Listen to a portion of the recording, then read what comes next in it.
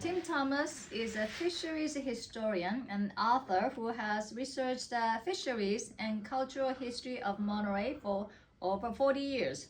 For 16 years, he was the historian curator for the Monterey Maritime Museum. Tim is the co-author of Monterey's Waterfront, author of The Japanese on the Monterey Peninsula, and author of The Abalone King of Monterey, Pop Ernest, what is this name? Dolter. Pioneering Japanese fisherman and the culinary classic that saved an industry, and co-author of Diving Abalone along the California coast. Tim has been a historical consultant for the Monterey Bay Aquarium and has worked and developed programs for Monterey Bay National Marine Sanctuary and California State Parks. Tim has been featured on PBS, BBC, and on C-SPAN. In 2023, the Monterey Bay National Marine Sanctuary awarded Tim the Ed Ricketts Memorial Award for Lifetime Achievement in the field of historical ecology. He is on the board of directors of the Monterey Japanese American Citizens League and curator of Japanese American Heritage Center. He has traveled and lectured extensively on the Monterey Japanese community, both in the United States and in Japan. Larry Oda, a third-generation Japanese American, Larry Oda was born in a Justice Department internment camp in Crystal City, Texas, during World War II, and lives in Monterey, California. He was educated in Monterey City schools and earned his bachelor's and master's degrees from California State University, Fresno. He retired as maintenance superintendent and administrative hearing officer for the city of Salinas, California. Larry has served as the Japanese American Citizens League, JACL, national president, national, not just Monterey. National president, and is currently serving a fourth term. Wow. It's amazing, goes on and on and on. He is chair emeritus of the National Japanese American Memorial Foundation in Washington, D.C. He has served on the national board of the Buddhist Churches of America, BCA, as a trustee of the Big Sur Land Trust, and as a board member of the Community Foundation for Monterey County. Larry was the recipient of the Foreign Minister's Commendation for 2022 awarded by Japan's Ministry of Foreign Affairs. He's the author of the Sea Pride Canning Company and the Other Family History. I get out of breath just reading. Okay, so they are the most qualified people to talk about history of Japanese Americans on the Monterey Peninsula.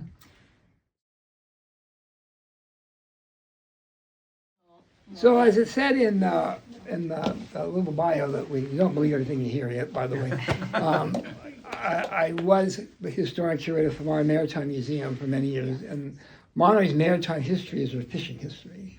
And I've been researching that fisheries for well over 40 years now, but about half of that, the last 20 years, focused mainly on the Japanese story, which is one I always thought was never properly told or really understood. And most of my work has been mostly on the abalone fishery in the last 20 years. It is my opinion that the abalone fishery is the most important fishery in the history of California. It wasn't economically, but it is culturally and historically for sure. So let's see what we got come up here first. So this gentleman here is Otto Sabu Noda. So it was fishing that brought the Japanese to Monterey, and it was abalone that brought them here in particular. So this gentleman, Otto Sabu Noda, was actually a labor contractor who came to Monterey in 1897, got a job working for the land arm of the Southern Pacific Railroad, the Pacific Improvement Company. They had just purchased 8,000 acres of the Monterey Peninsula because they had this quirky idea they could turn Monterey into a tourist paradise. Who thinks such a thing? Right? So Noda was bringing in laborers to clear land. He was providing for these workers food and water and wood for their fires. And he's down by the Monterey Wharf one day collecting wood, and he looked into the harbor and he noticed all this abalone down there. In fact, so much abalone, he actually described it in a letter as being a carpet of abalone. And nobody doing with it. And the reason nobody's doing anything with it because nobody knew what the heck you're supposed to do with it. Unless you're preparing abalone properly, it is kind of like eating a rubber boot. The Japanese, who've been dealing with abalone for centuries, they knew exactly what to do with it. So notice on Rice's letter back to the government of Japan said, hey, all this abalone here, nobody wants it. The government of Japan sends a guy by the name of Jinosuke Kodani, who was in the abalone business in the chief prefecture of Japan. In fact, his family are famous for their salted dried abalone. He came to Monterey, looked like, oh, this is great. Not only is there a lot of abalone, these abalone are big. In between that time, Noda goes down to what is now Cannery Row and leases a piece of property down there. And if you know Cannery Row today, there's actually a big empty lot that's right next to that El Torito restaurant. Someday they're going to put some kind of marketplace thing in there. They keep telling me they're going to do that. And he leased that piece of property, is sent back to Japan for other Japanese fishermen, and created a little Japanese fishing colony on that site. Back in 1902, he opened the very first cannery on Cannery Row on that site, Monterey Fishing Canning Company, that operated from 1902 to 1907.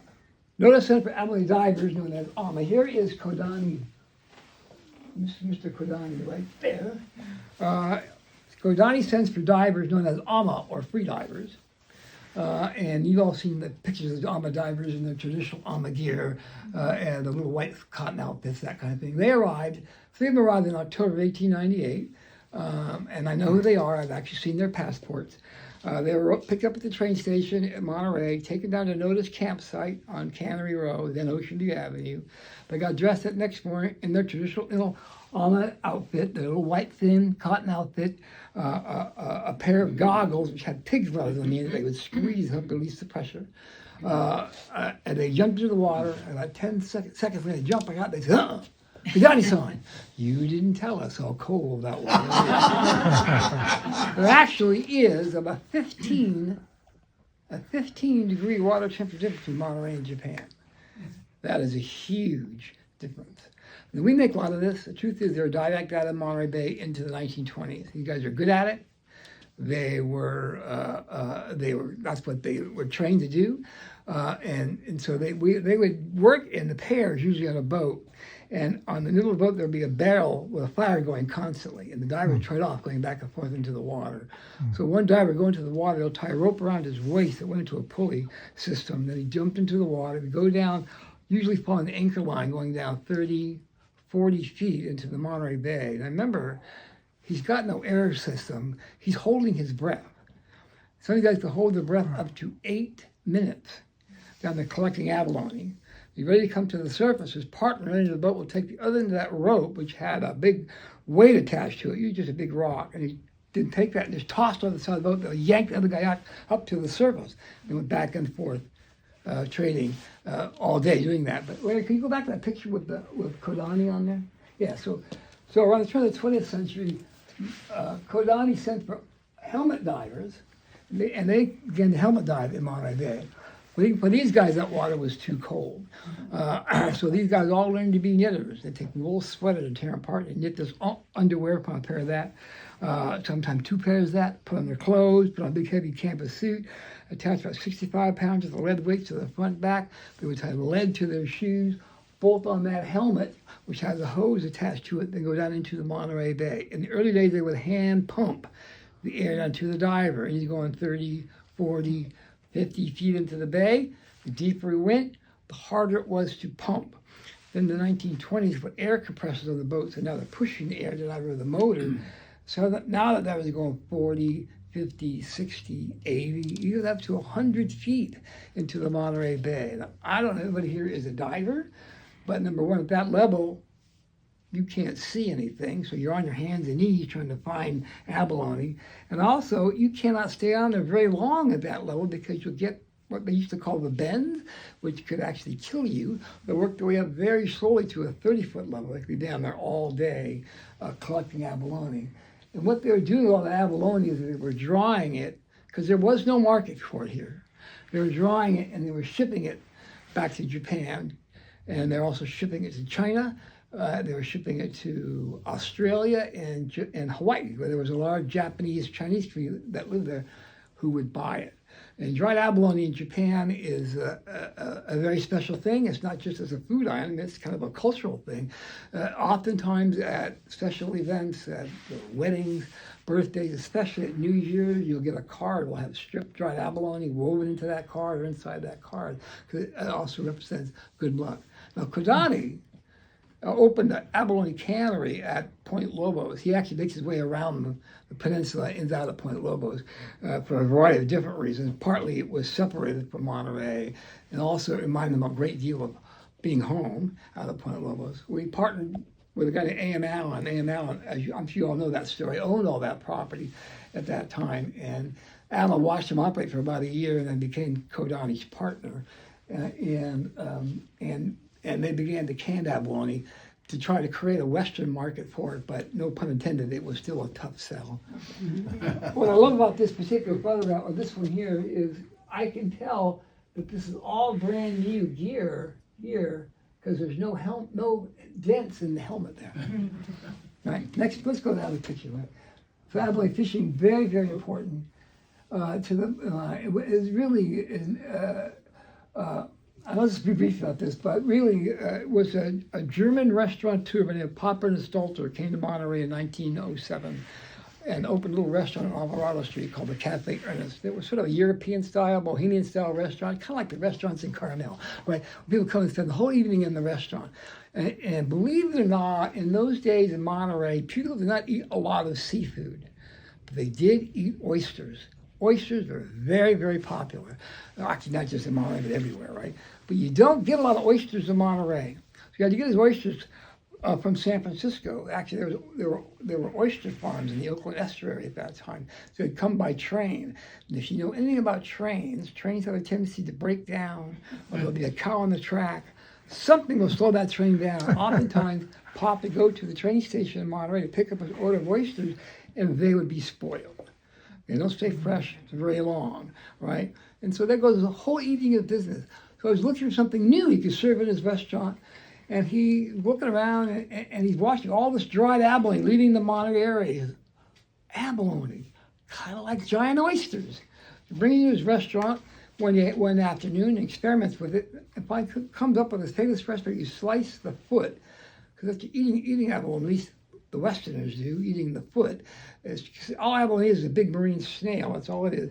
And then you pound it, and you ran it through egg wash, and quickly and egg wash and cracker crumb, then quickly in olive oil and butter. And soon people came from all over, eat fresh abalone steaks at the Pop's restaurant, and sing songs and write poets. Like some folks boast to quail on toast because they think it's Tony, but I'm content to owe my rent and live on abalone. George Stern wrote that in his guest books in 1913, right? He invented the abalone steak. He treated it like Wiener Schnitzel, being the good German chef that he was. And he developed a Western market for it, right? In 1913, a couple of things happened. Number one, in 1913, the state of California made it illegal for the Japanese to ship dried abalone out of the state of California. They could ship that canned product to Japan, but they couldn't ship the dry product. They didn't want the canned product in Japan. They wanted the dried product. What are they going to do? 1913, Pop Ernest got offered a job by a big restaurant in San Francisco to take his abalone recipes from Monterey, bring it up to that sophisticated audience in San Francisco. They offered so much money that he had no choice but to close his restaurant down in Monterey, go to San Francisco. But even in San Francisco, the abalone was still a tough sell. 1915, the World's Fair comes to San Francisco, called the Panama Pacific International Exposition. Big World's Fair to honor the opening of the Panama Canal, but a couple of years before. You've all been to San Francisco, seen the Palace of Fine Arts, built for that World's Fair. That was just a big mud flat, all filled in for this World's Fair. It only lasted for 1 year. Every state was represented. California, the largest state building, in the California building, which is 5 acres in size, every county was represented, Monterey County being one of the largest exhibits there. And they produced, one of the things they were promoting from Monterey County was abalone. Even had an abalone diver in a case as a big mannequin dressed in a dive suit, all that kind. Point Lobos Canning Company had a booth at that World's Fair, giving away canned abalone to all the people passing through their exhibit, sending folks down to the Hofbrau for full abalone dinners. Soon, the whole world wanted this product. hotels, restaurants, all want this new sensation, abalone. Pop says there's money to be made here. Packs up his family, packs up his other recipes, and moves back to Monterey. Actually moved out of Point Lobos for a couple of years, working with A.M. Allen and Janosuke Kodani. He was preparing abalone steaks. If you've been to Point Lobos, in the whaler's cabin there, he actually, in that building, he had a whole sort of conveyor belt, whole kind of contract people pounding abalone, and they're preparing to ship to hotels and restaurants all up and down Northern California. In fact, Pop's wife stayed in San Francisco and worked as a broker selling abalone steaks to hotels and restaurants. And then in 1919, he goes down to the wharf, opens the very first restaurant on the Monterey Wharf, initially called The Club. They very quickly turned it to Pop Ernest, and he became known as the Abalone King. Abalone steaks, abalone salad, abalone stew, which he would serve in the shell of the abalone. In fact, he would fill up the holes of that shell with lead to do that. But here's the thing, and why this is important. Because without that recipe, that abalone fishery, not just in Monterey, but in California, would have died at that point. But because of the recipe that he invents at his restaurant in 1908, that's introduced to the world in 1915, because of that recipe, by 1919, there are 9 full-time Japanese companies operating off the Monterey Wharf. 1929, the California abalone industry brought in close to $1 million in revenue. 75% of that was coming out of the Monterey Bay by Japanese divers. And prior to World War II, the majority of the business on the Monterey Wharf were Japanese-owned, fish markets, abalone processors, all because of the recipe that Pop Ernest invented in his restaurant in 1908. All very, very important. Let's go to the next one, Larry. This is abalone dive boat. This is the dive boat here, and then this is the mother boat. So these guys go out for 3 days at a time, and sometimes the abalone season can last up to 9 months. It'll be a long season. And so you're out for 3 days. So you're diving using this boat, and then you spend the evening and have your meals on the mother boat right here. Do that kind of thing. And then the boat would come in. Each boat would come in with up every 3 days with up 200 dozen large red abalone on the back of those boats. What's the next one there? So here's them coming into Monterey Wharf. This is about 1938. You can see the boats, all the abalone on the boat here. These red abalone all going into those canneries. There were 3 abalone processing canneries on the Monterey Wharf. Larry's father was the manager of the largest one, which was a big co-op. Let's go to the next one, Larry. So this is inside the abalone cannery on Monterey Wharf. All Japanese workers for the most part, and they're cleaning the abalone, pulling it out of the shell, and cleaning it out that way. And there she is. That's what she's doing, like trimming all that abalone there.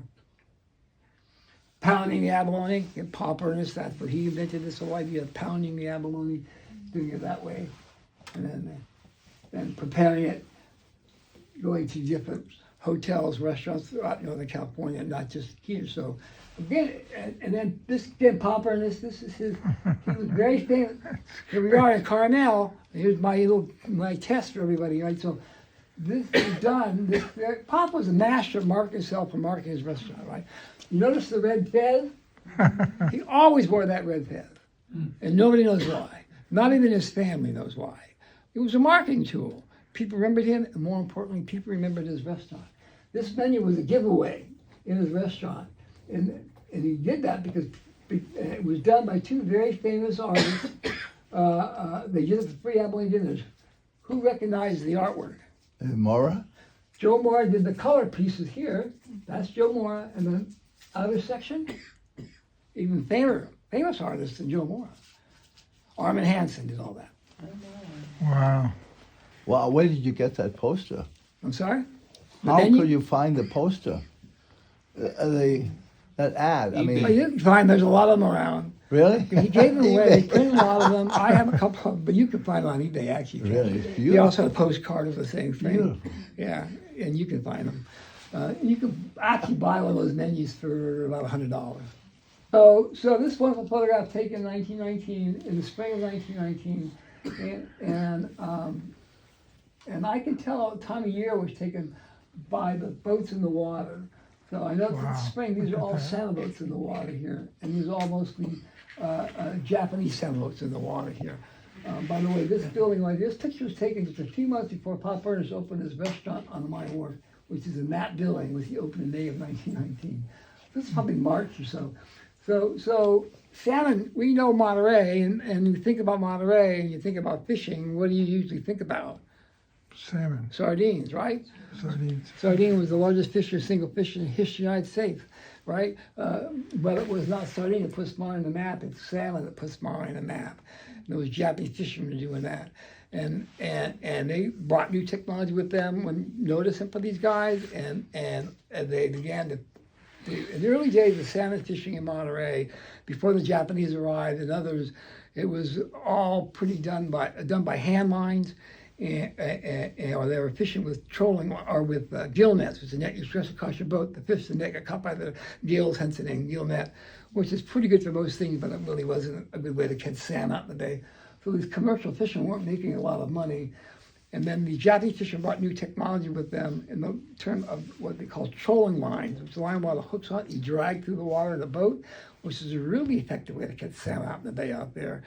And to give you an idea of how big it was, in 1893, they caught 5,000 pounds worth of salmon. They switched to trolling technology. In 1895, they caught over 95,000 pounds of the salmon out in the bay out there. This is a Japanese salmon boat at the Monterey Boat Works in Monterey here.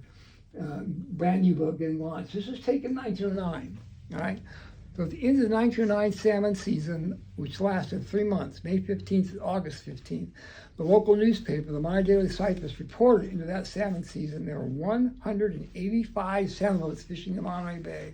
145 of them were Japanese owned, catching an average of 1 million pounds of king salmon in 3 months. 1 million! In the 1909 salmon season, they got 1,500,000 pounds worth of king salmon. And in 1910, they caught 2 million pounds worth of king salmon. Where was all that salmon going? It wasn't going here. It wasn't even going to San Francisco. The market was in Germany. That's where the market was, in Europe, but mostly going into Germany, right? Lox. And some going back to Japan? I'm sorry?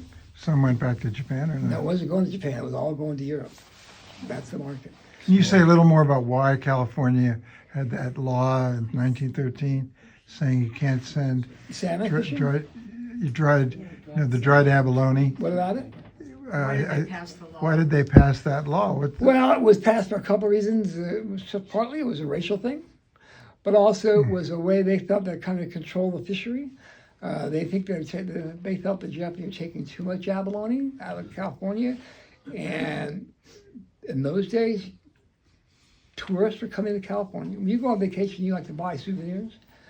People were buying abalone souvenirs, very popular souvenirs, and that was another reason how they tried to control it. Why they're doing that. And all that salmon that was coming to the bay at that time in these huge numbers were all on their way to the San Joaquin Delta. That's where they were going. Past through there. They don't do that anymore. They used to do that. So at the turn of the 20th century, in the United States, people ate a lot of sardines. Sardines were a very popular food item. In fact, people ate sardines almost on a daily basis, like we would eat potato chips or crackers today. But the sardines they catch in Monterey are big. Sardine is kind of a generic word. Almost all small sort of fish are referred to as a sardine. And what they catch in California along the west coast here are known as pilchards, or the true sardine. And people don't like them. They're too big. They're too big and oily. They want those little guys, ones coming out of the North Atlantic, coming from France. France was a big sardine producer at the turn of the 20th century. What happened in the world in 1914? Because of all that salmon going to Europe, all those sardines coming from Europe, and they just switched. They began to heavily fish sardine along the west coast here. There were sardine cannons in New York State and Maine, but those guys couldn't fish because there were German submarines out there in the Atlantic. So Monterey became the center of the universe for sardines, at least on the west coast. And it was a big fishery, as I mentioned, the largest fishery of a single fish in the history of the United States, all for a fish that nobody ever wanted to eat, ever. And never possibly. That's a different story. So next one. I'll set that next. Oops, sorry. So this is inside the market. As I mentioned, the majority of the businesses on the wharf were Japanese owned. This is Higashi Fish Market. What's the restaurant? We went to eat dinner there the other day. Japanese friends are here. I can't remember. But Angelo's. Oh, well, yeah, I forget. It used to be Angelo's. Used to be Angelo's restaurant. I remember Angelo's, but that's where Higashi Fish Market is. And they also had a hotel on Adams Street. If you know where the JACL Hall is, there's a parking lot right next to that. And there was their Higashi family had a hotel there, real traditional Japanese style hotel, Japanese gardens, Japanese bath. They had a restaurant. Many Montereyans had the first taste of Japanese food at their restaurant. A lot of Japanese fishermen were coming up from Southern California, particularly in the sardine days, to fish sardine in Monterey, and they would stay at the Higashi Hotel right there. All right, what's that there? This is a wonderful photograph. I love this picture. This is the Western that's Explorer. great. This is Frank Monaka's boat. Look how well he's sitting in the water. He's got 100 tons of sardine on that boat. He filled up his whole, now he's filled up the deck of that boat with sardine right there. Yeah, look at the huge standing. Wow. Knee deep in sardines right there. Frank Monaka, here's Frank here. Frank is another one of my heroes in the world here. And Frank Monaka came to Monterey with his family in 1906. He was born in San Francisco. He was 6 years old when he got here, so he was born in 1900. And grew up in Monterey, went to Monterey school. You know, Monterey was then and still is today a small town, right? Everybody lived around each other. All there was actual Japanese town, but right across the fence would be Portuguese fishermen, the Sicilian fishermen. So everybody, in the holiday time, people exchanged foods across the fence line, that kind of thing. They all went to school together. Frank went to Monterey High School, played on the Monterey High School baseball team, was a pitcher, told me he was a good pitcher, and I believe that he was. He got to see Joe DiMaggio play baseball at Jack's Park in Monterey, and he told me if Joe DiMaggio, the son of a fisher, can be a baseball player, then Frank Monaka, the son of a fisher, can be a baseball player. Frank's dad said, no, you will be a fisherman. So when Frank graduated from Monterey High School, he became a fisherman and got his first boat. It was a purse seiner, a sardine boat, called the Ohio No. 3. And those boats, number one, Frank was the first Japanese American, all California, one of those boats. Right? He was the youngest guy, too, all California, one of those boats. Those boats in 1928 could cost up to $30,000, which doesn't include the net, which is another $10,000 or $15,000. So oftentimes someone else would actually own that net and just share in the catch they brought in. I said, Frank, where did you guys get the money? They weren't a wealthy family. He told me there was an engine company in San Francisco called Enterprise Engine Company, had designed this brand new kind of experimental diesel engine, came into Monterey. He said, anybody willing to put our diesel engine to your boat? We'll carry the note for you. Frank is the only guy that raised his hand. Wow. And that's how he gets his boat, the Ohio No. 3. So this boat, this is the Western Explorer here. This is actually his third boat he got. This is the Western Explorer. So, and I won't go into the history of this, but you know the story of the Japanese in California. Before World War II, there were hundreds of Japanese had their own boats.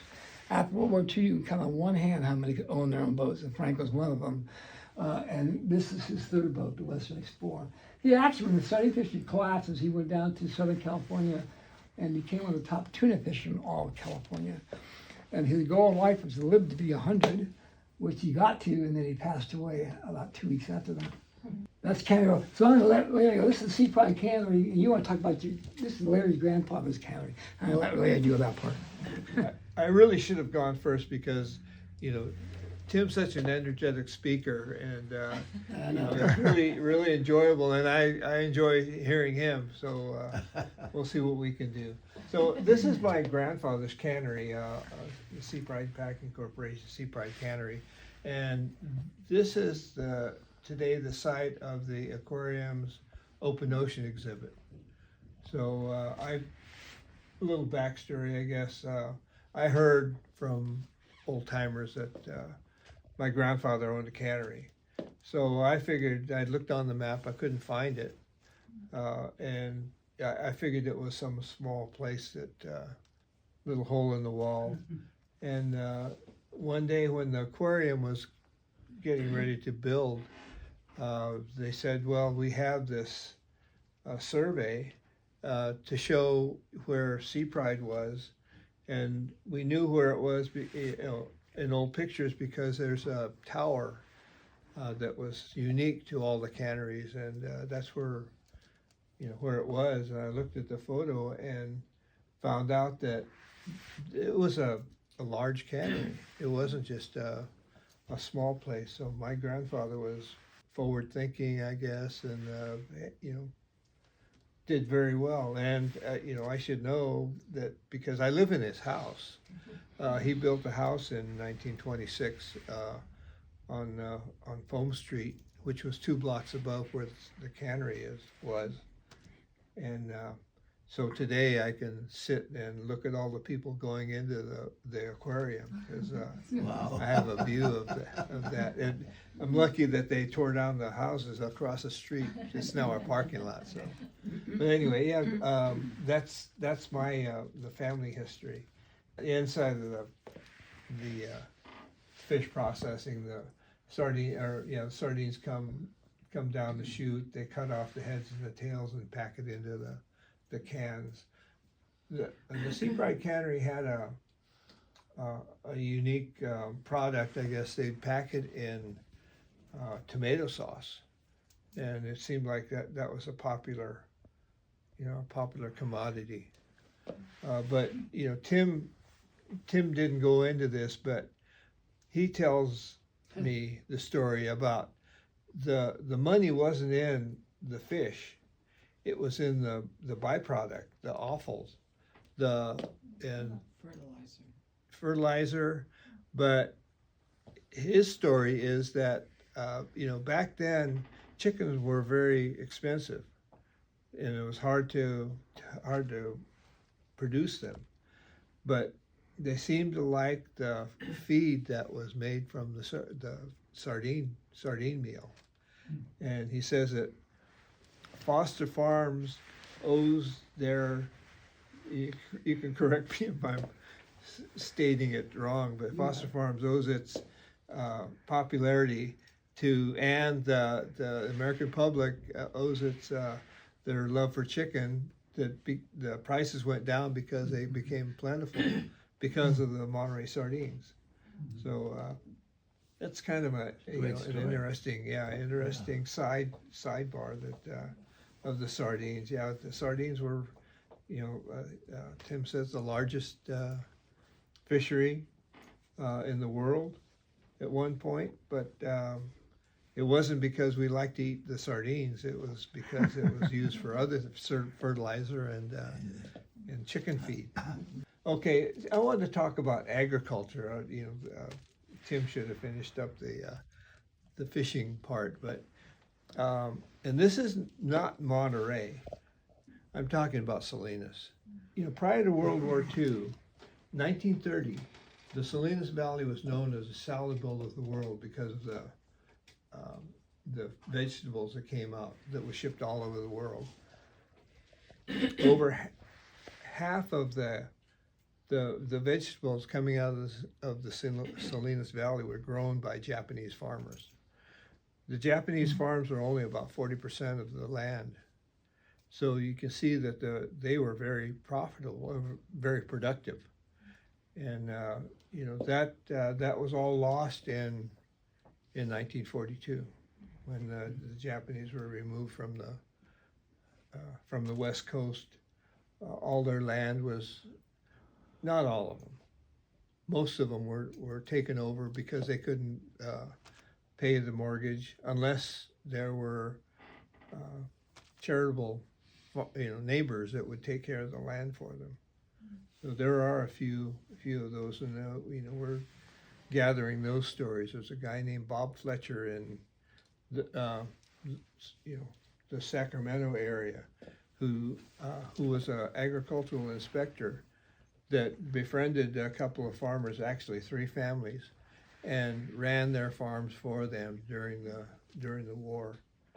And there was a story in the Smithsonian Magazine about him, that the Okamotos, he ran the farms for them, and when they came back, he handed them a cigar box. He says, you know, I paid your bills, I paid your mortgage, this is the profit. And he didn't take anything. You know, he just lived in the houses and took care of the lands for them. So just there's that part. The other story that I need to tell you specifically about Salinas is that a majority of the foreclosed properties were bought up by two of the packing houses in Salinas. One of them, and the reason I found this out was I used to ride to work with a man that worked in the recorder's office. He was doing a survey of land transfers, and this was kind of a byproduct. He says, you know, in 1943, there were two packing houses that bought up the foreclosed properties of the Japanese that the Japanese couldn't, make their mortgage. But in 1946, 1947, one of the packing houses sold the land back to the original owners, but the other one didn't. So today we have Tannemer and Antle, if you're aware of, Salinas, farms. They're one of the largest. The other large one is, I don't know if I should say their name. Yeah. Yes. How did the Watsonville Japanese American farmers differ from the Salinas Valley, or was it one big community? Watsonville was primarily strawberries, and other things. But so there were a couple of large, packing houses, but the farmers were sharecroppers, so they had no real. I think that's the way it works. They have no real tie to the land. They're working and sharing the profits with the like Driscoll. Driscoll and True Ripe, I think, is another one of the packing houses. But same thing, there are a couple that early farmers who, like my grandfather, was able to own the property. There was a American citizen that could own property. Back then, Asians, Japanese couldn't own property. There was an alien land law. If you couldn't become a citizen, you couldn't own property. And Japanese couldn't become citizens. And the other part of that is if a woman, Japanese woman, or an American Japanese woman, American citizen, married a Japanese citizen, an immigrant, they lost their citizenship. You probably heard about how the woman became the part of the man's family, meaning they belong to the man or the husband's family. That was the thought behind that my mother.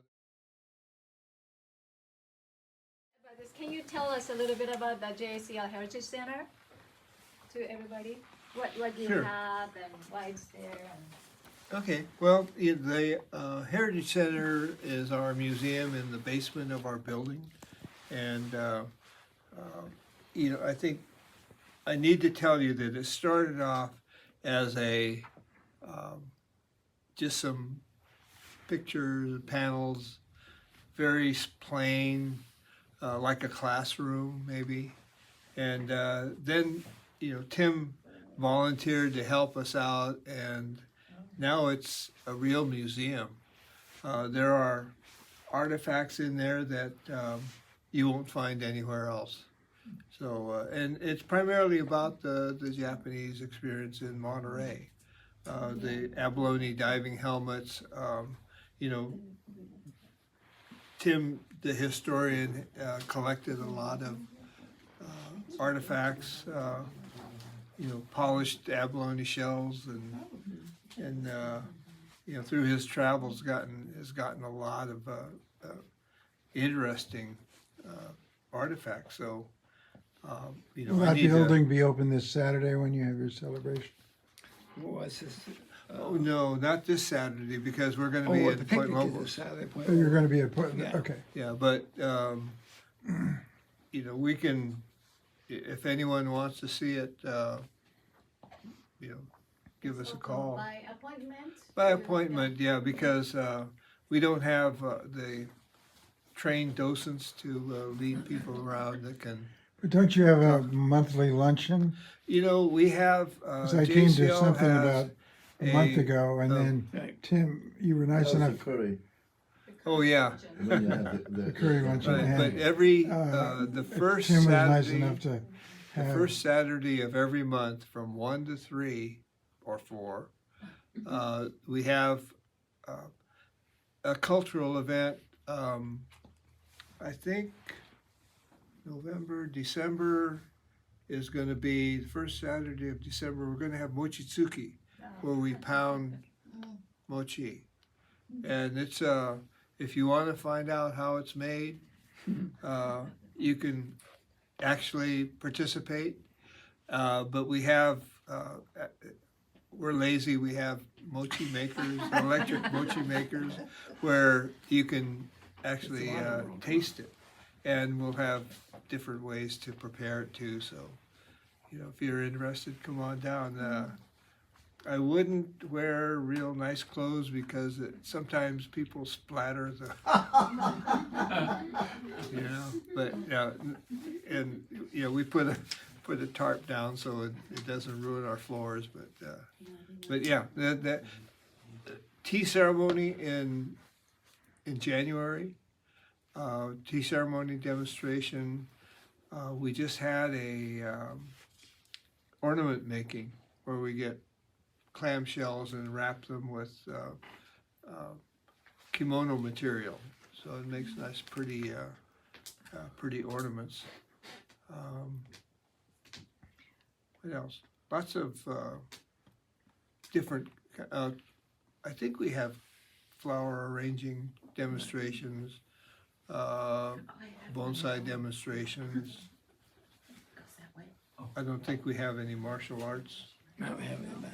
Yeah, but yeah, a lot of different things if you're interested in Japanese American culture. So, So, I have yes. a question. How is it that the petitions were so hidden at the JACL that Tim came along and found them and others didn't? Well, I think that Tim was, as a historian, he's always digging around. So, but no, it was, you know, the petitions were used to,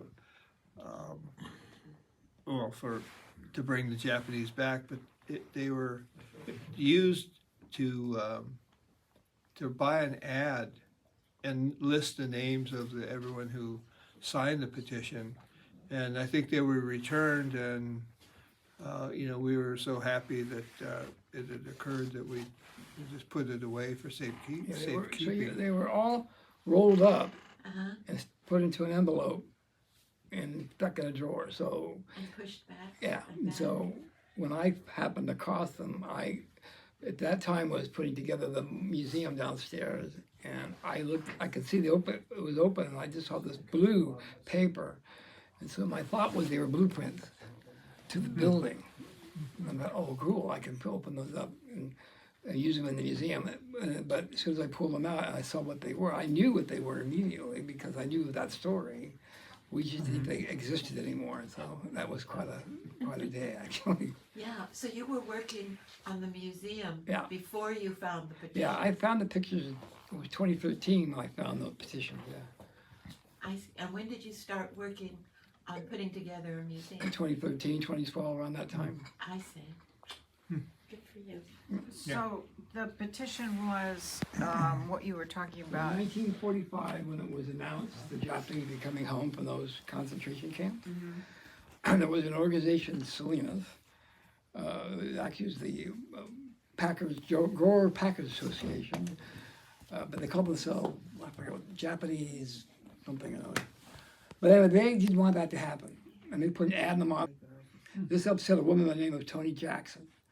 Toni Jackson was a progressive lady. She was a writer. She was an editor, was one of John Steinbeck's editors. And she was then the live-in girlfriend of Ed Ricketts.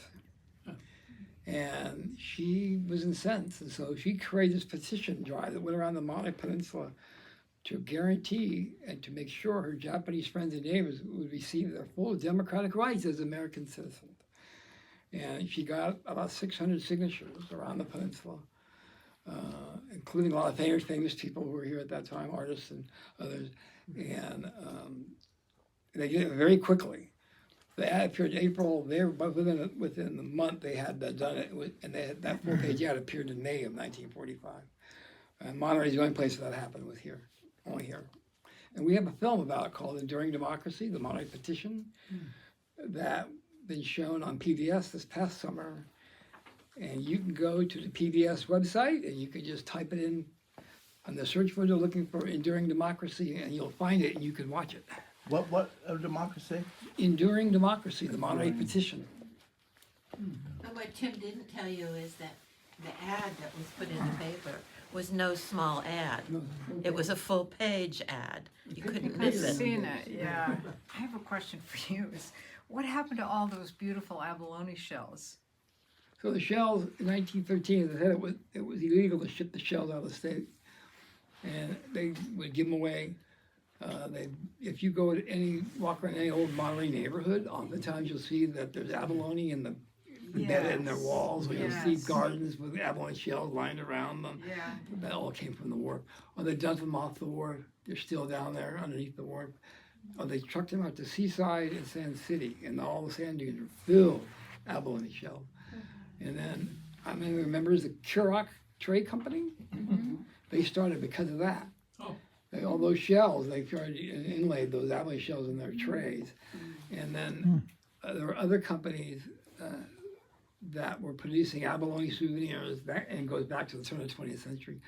I have a bunch of that stuff in our museum, and they'd come up and just load up a train car full of these abalone shells, and they would produce these things look like lighthouses or keys or cannons or sailboats, and all kind of red abalone glued onto a piece of redwood.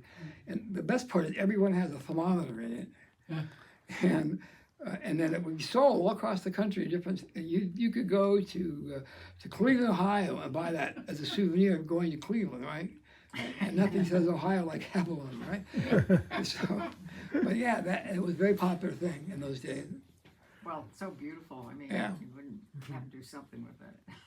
There is an abalone shell in Brigham Young's house in Salt Lake City under a glass dome on display prominently in the main living area. Wow, I didn't know that. I bet they came from Monterey. I 100% guaranteed. Yeah. We have a shell. There was a Japanese company either on the wharf or right near the wharf that were polishing shells to sell. And there was one that was given to President Grover Cleveland when he came to California, came to Monterey, and a picture of it. And then we have one in our museum that was produced by the same company, and they also made the little presenting box, made out of Monterey cypress, and it was given to Henry Metcalf in 1980, who was the Secretary of the Navy, when Teddy Roosevelt's Great White Fleet came to Monterey, and it was presented to him. They actually had to take it to San Francisco. That's not where he was, and for whatever reason, he didn't take it, and that's why we have it. So I'm very glad he didn't take it. Just one comment that I think people would be interested in, and I'd be interested in how many people have seen it. So you mentioned Reagan time, and maybe you can give me the exact year, but it probably early 80s, I'm guessing, when he was president, and he made the apology that you were referring to. So one time when I was in D.C., walking around and touring over toward Union Station near the Capitol, there's a little, DC has, yes, they have angled streets like Mass Ave, or as well as vertical streets and horizontal streets. So there's this marvelous triangle that he dedicated, or someone in the Congress let him dedicate, about the my recollection, this is where you may help me, is I think it's about the internment camps and the apology, but it's also, I think, a recognition of the several divisions that we were just talking about of Japanese American soldiers who served in World War II. So It really caught me totally by surprise, and I just thought it That's was the great. National Japanese American Memorial to Patriotism. That's and- exactly what it is, exactly. And yeah. it's lists the 10 major War Relocation Authority camps, Mhm. the number of inmates that it held, also the list of the 800 KIA from the 442nd. Quotes from Dan Inoue, Ronald Reagan, Mike Masaoka. There's about 6 panels that are engraved with the quotes from all of them. Do you happen to remember what streets it's It's closest to? I don't. New Jersey, Louisiana, and one other. But if you're at Union Station and walk down Louisiana, when you reach New Jersey, that's That's right. one of them. I forget what the third. Is it a monument or? It's a memorial. It's a triangular Yeah, it's a park. piece of land that just Uh-huh. it's like a little park. So yeah. there's I forget what they call it, a pond that has 5 rocks in it that to signify the 5 generations of Japanese Americans that were incarcerated or alive during World War II. And the pond, is running and it overflows, so there's like a little waterfall on one side. And there's as you go in, if you go in the entrance part, the walls are vertical, but as you go around, it's since it's a triangle, you're kind of traversing around the corner. As you go through, the wall leans down, so as you leave, it's open. Like you go in and you're confined, but then as you go through, you have some more freedom. There's a sculpture by a Japanese American artist, Nina Okamu, that is 2 cranes that are back to back. One of their wings is in the air, and it's wrapped with barbed wire to signify that the confinement. And the head of the cranes are, I think, the walls are 10 feet tall, and the head of the crane is 12 feet. So the crane can see freedom over the confinement. Yeah, it's an interesting concept that the architect came up with. If you're in Washington D.C., it's in the shadow of the Senate offices, And Union Station. Union You Station. gotta go quick before Trump pulls it out of there. Yeah. So I think we're safe for right now. We're not on his radar screen, but he's. Might be on the list, but down. Yeah, it's down there. Down It's there. not, we're just a small Yeah. part of the population, so it's not as important for. What impressed me so much was not only a lot of the details you're describing, but its location. It's a very prominent location. When they excavated for that site, they found remnants of a train platform. So this was what I was told was that this was where Lincoln would get off the train to go to the Capitol. Wow. But then because it's right close to the Union Station, so they probably had a sighting for the presidential train. And how did that memorial come about? Because there is some culturally, there's people would rather not talk about it, right? A lot of Japanese people. Yeah, but were more that were for it, and Uh-huh. but it came about after you talked about Reagan signed the apology, and not only an apology, but there was a token reparations paid, Right. and a committee kind of got together and says, "Hey, listen, we did this for you. We need to create something lasting, so donate to us." They negotiated to get that land. I think there was some other land available. Yeah, it's all negotiations. But they traded so they could get that land and built the memorial. And it's now part of the National Park Service. So in this Lynn's book, Dave just found, I think when Reagan is signing the apology, and his cousin, right? Yeah, Bob Matsui. Yeah, is in the picture, Oh. like standing next to Reagan. Congressman, yeah. Yeah. Bob Matsu is your cousin? Yeah. Okay. So, and there were four, at that time, that we had representation of four main people. Bob Matsui was one of them. Norman Etta was the other congressman. And then there was Spark Matsunaga and Dan Inoue in the Senate. It's up there someplace. So those are the four. This The one? Yeah, Oh, okay, so that's, 1988. yeah, Dave's cousin.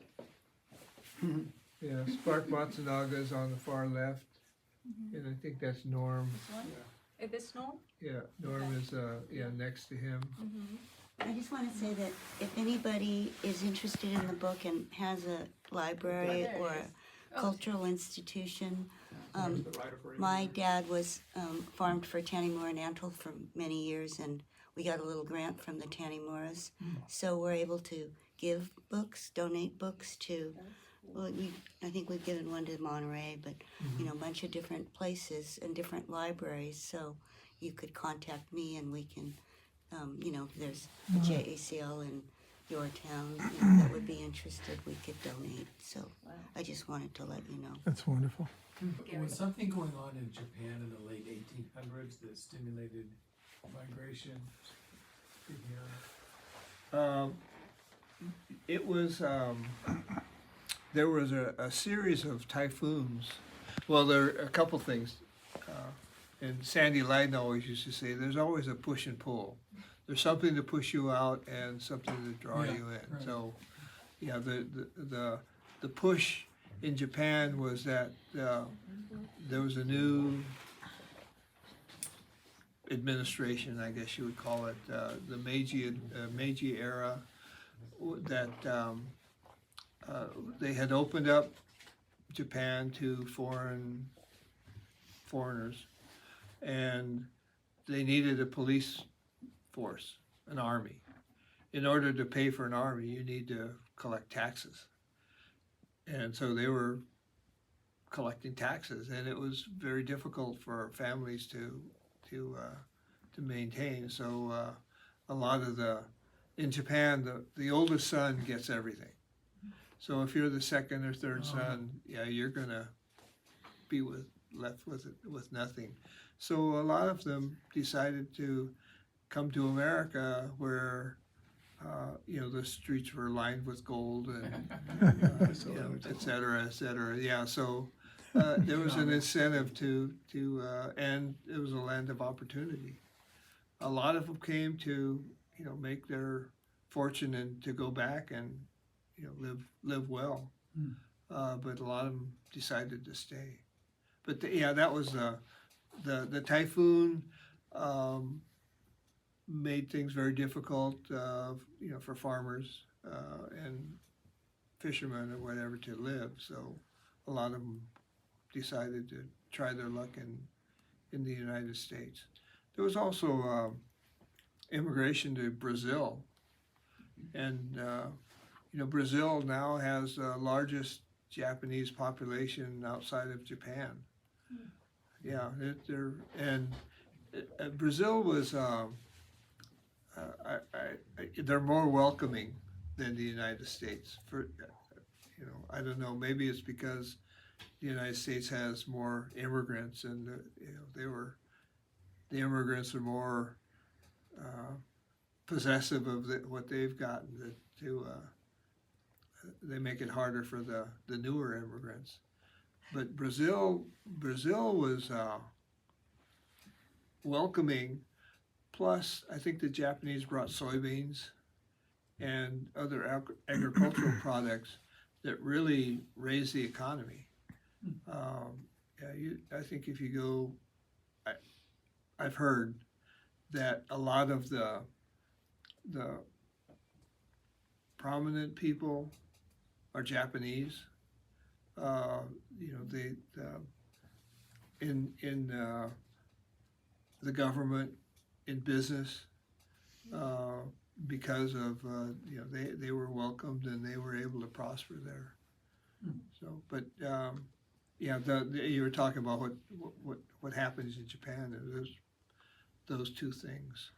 Where was Fujimori, the prime He's minister? Peru. Peru. Okay, so Yeah. obviously people went to Peru as well, right? Yeah. So, and the west coast of South America were, I mentioned that there were about 850 Peruvian Japanese, Japanese Latin Americans that were in Crystal City, Texas, that were. I don't want to use the word kidnapped. They were kidnapped, but it was the government that gathered them up and shipped them to the United States From Peru and the Latin America. wow. Because they were afraid, since they were on the Pacific, I see. the Pacific Ocean, that Japan would, was going to attack their country, and it's Wow, what a story. Shades Yeah. of it's what we're living through now, right? To a certain right. Well, extent, yeah. so anyway, that's what the government shipped them to the United States. I'm sure there were more than, because there was only 800 in Crystal City, but there were those were families. There were others I think there were another 17 camps, smaller camps, but they were all men's camps. There's only men that were in prison there. Not much things that we don't talk about.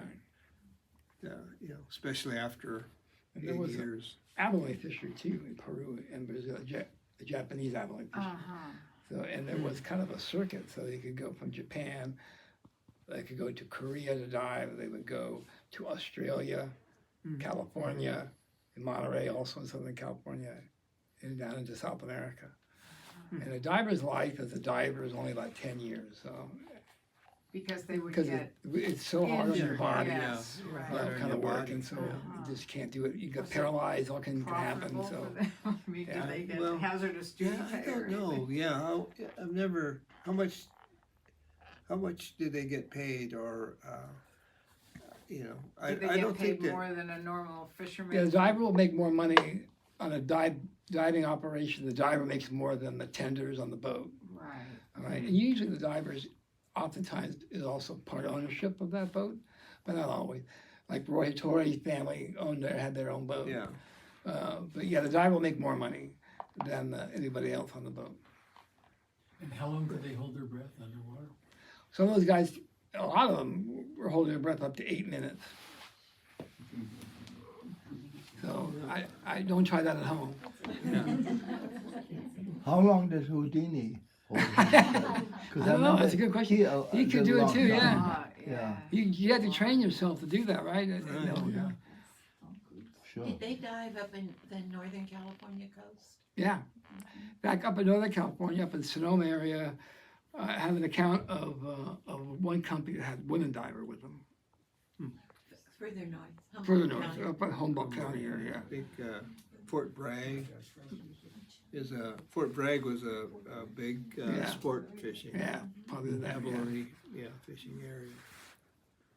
And just to put a plug in for the museum that I was lucky enough to see with Tim, I don't know, 6 weeks ago. And the location is a fabulous location. It's right downtown Monterey, right across from the baseball field. Right.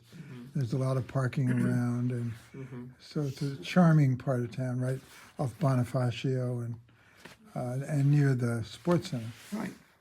But the whole layout is very nice. I think you're working on for the 100th anniversary on upgrading it, and your work in the basement museum is. It's great to see a lot of to see an actual helmet and some of these things. Right. So congratulations to Thank both of you. Yeah, thank you. I collected that helmet in Japan, in the same town where all these divers came from. Oh, really? Yeah, there's a little restaurant my friends would take me to, and the owner of the restaurant was a diver, and his family were all divers, and he found out I was from Monterey with the museum, and he went. And he came back. He went home and came back with this whole diving stuff. Here. Wow. Wow, that's amazing. He wanted to give me all the dive gear, all of it. I couldn't take it all home. I wish I could. I got the helmet. When they did the reenactment of the divers at Point Lobos, they were women. Yeah. Yeah, we went. Oh, Yeah, right. Sandy Lyde and I went to Japan and recruited these two sisters. So in Japan, our men still dive abalone in Japan, but it's mostly women. It's mostly older women. Young girls don't want to do it anymore. They don't want to move to Tokyo and do something else. So we got these two sisters. One was 71, that's my age now, and the other was 68. And we had them diving at Point Lobos. Well, we gave them wetsuits. Yeah. I would hope so. Yeah. Does Dr. Grant want to comment about holding your breath for 8 minutes? Yeah, I thought 4 or 5 was the I thought best. 4 or 5 was about the limit, yeah. Elliot Yeah, it's a White long used to time. do that. Yeah, no, I had went to a lecture of underwater photographers, and they were talking about holding their breath for 7 minutes. So, but it's amazing. I'm holding my breath for a couple minutes. Plus they're Particularly- working. Yeah, I mean, They're Yeah. working, and it was They're- cold. Yeah, Yeah. prying stuff Uh-huh. off the rocks. Right. Yeah, it's not just right. sitting Yeah. waiting. So. I'm kind of really pleasantly surprised that a lot of people are so interested in this and the history. Yeah. I know No. a lot of people are also interested in Japanese art. Some of you are, really into Asian art. So that gives me an idea. Next year, I might tap into your resources of JACL. Your wife, for example, tea ceremony, Oh yeah. flower arrangement. So Yeah. we might do different, more like you didn't get to so much the Japanese art or martial Right. art. Or I have a friend whose husband is like a sword. I don't know, igai jutsu, that's sort of the Japanese sword thing. I don't know, maybe he can demonstrate. enough room Outside. Yeah, because it's a real thing. So would that be interesting to you? Like Japanese art? Okay, yeah. So maybe Yeah, I'll well, be. yeah, in thank touch. you, everyone. Yeah. Thank you. Thank you. Thank you. Yeah. That was wonderful. Wonderful And, speakers. yeah. Maybe one more whoosh. Wish- A whoosh. And whoosh. Thank